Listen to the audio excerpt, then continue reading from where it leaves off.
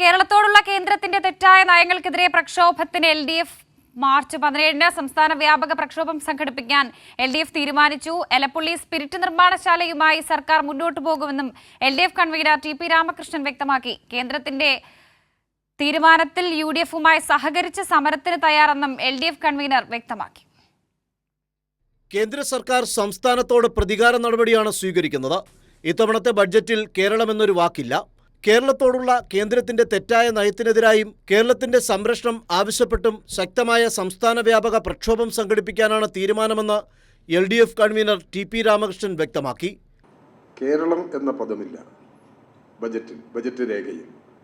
March 17-ാം തീയതി രാവിലെ 11 മണി മുതൽ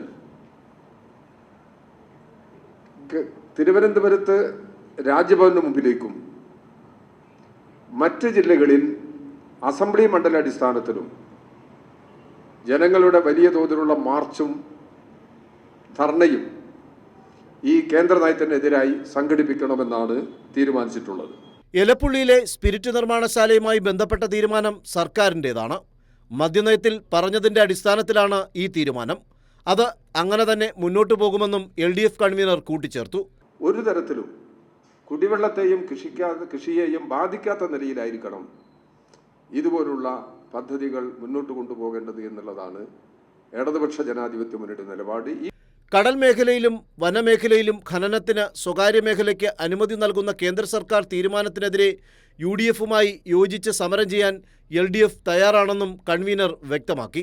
കിഫ്ബി ടോളിൻ്റെ കാര്യത്തിൽ സർക്കാർ തീരുമാനമെടുത്തിട്ടില്ല എന്നും LDF കൺവീനർ യോഗ തീരുമാനങ്ങൾ വിശദീകരിച്ച് നടത്തിയ വാർത്താസമ്മേളനത്തിൽ വ്യക്തമാക്കി.